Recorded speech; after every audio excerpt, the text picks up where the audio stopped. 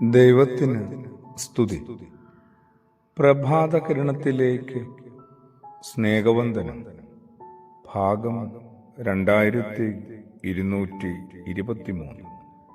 ഇന്ന് ജനുവരി മാസം 31-ാം തീയതി. ഈ ആണ്ടിലെ ആദ്യത്തെ മാസത്തിൻ്റെ അവസാന ദിനമാണ്. എങ്ങനെയാണ് കഴിഞ്ഞുപോയ ഒരു മാസക്കാലം നമ്മൾ ജീവിച്ചത്? അതിലെ ഓരോ ദിനങ്ങളെയും നമ്മൾ ഏതൊക്കെ വിധത്തിലാണ് കൈകാര്യം ചെയ്തത്? ഒടുവില് 31-ാം ദിനത്തിലെത്തുമ്പോൾ ഒന്ന് തിരിഞ്ഞു നോക്കാനായിട്ട് നമുക്ക് മടിയുണ്ടോ? പ്രയാസമുണ്ടോ?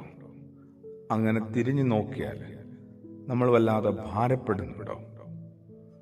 കുറെ കൂടി ഒന്ന് ഒരുക്കത്തിലായിരുന്നെങ്കിൽ, കുറെ കൂടി ജാഗ്രതയും ശ്രദ്ധയും ഉണ്ടായിരുന്നെങ്കിൽ, കുറെ കൂടി സംയമനം പാലിച്ചിരുന്നെങ്കിൽ, അങ്ങനെയൊക്കെ തോന്നുന്നത് നല്ലതാണ്, തോന്നേണ്ടതാണ്.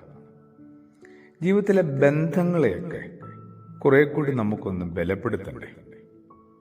ഭൂമിയിൽ ഏറ്റവും വലിയ ബന്ധം ഏതാണ്? ദൈവബന്ധം, ദൈവ മനുഷ്യ ബന്ധമാണ്. അതിനെ കുറെ കൂടി ഒന്ന് ബലപ്പെടുത്തണ്ടേ? ആ ബന്ധം ബലപ്പെട്ടാൽ, കുറച്ചുകൂടി ആഴപ്പെട്ടാൽ, ഉറച്ചാൽ മാത്രമാണ് അതിനോട് തൊട്ട് ചേർന്ന് താഴെയുള്ള അടുത്തൊരു ബന്ധമില്ലേ, മനുഷ്യനും മനുഷ്യനും തമ്മിലുള്ള ബന്ധം, അത് ശരിയാവുകയുള്ളൂ. ഇത് ശരിയാകണമെങ്കിൽ ആദ്യത്തേത് ശരിയാക്കിയേ മതിയാവും. പരസ്പരമുള്ള ബന്ധങ്ങളൊക്കെ കുറെ കൂടി ദൃഢമാകണമെങ്കിൽ ഒപ്പമുള്ളവരുടെ പ്രിയങ്ങളെ നമ്മൾ കുറെ കൂടി താല്പര്യത്തോടെ, ആത്മാർത്ഥതയോടെ അന്വേഷിക്കണം, കണ്ടെത്തണം, പരിഗണിക്കണം. ഒപ്പമുള്ള മനുഷ്യരൊക്കെ നമുക്ക് പ്രിയപ്പെട്ടവരാവും. ഈ പ്രിയപ്പെട്ട മനുഷ്യരുടെ പ്രിയങ്ങളെ, താല്പര്യങ്ങളെ നമ്മൾ എപ്പോഴെങ്കിലും കാര്യമായി ഒന്ന് പരിഗണിച്ചിട്ടുണ്ടോ? വെറുതെ നമ്മളിങ്ങനെ ഒരുമിച്ച് വസിച്ചു പോവുക മാത്രമാണ്. സഹവാസം ശരിക്കും വലിയ സ്നേഹമോ സൗഹൃദമോ സമ്മാനിക്കണമെന്നില്ല. പലപ്പോഴും അതൊരു നിവൃത്തികേടുകൊണ്ട്, മറ്റൊരു മാർഗവുമില്ലാത്തതുകൊണ്ട് ഇങ്ങനെയങ്ങ് പൊരുത്തപ്പെട്ടു പോകുന്നതായി ഭാവിക്കുന്നതാവാം.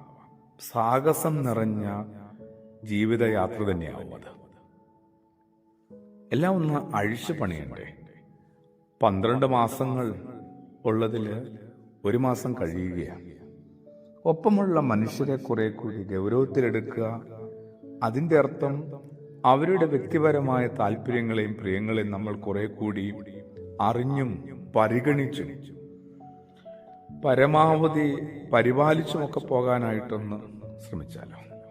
ബന്ധങ്ങളൊക്കെ കുറെ കൂടി ഒന്ന് ദൃഢമാകാനായിട്ട് പ്രിയങ്ങളെ പരിഗണിക്കുകയും അവരുടെ ഉള്ളിലെ വിഷമങ്ങളെയും മുറിവുകളെയും നമ്മൾ മനസ്സിലാക്കുകയും ഒക്കെയാണ്.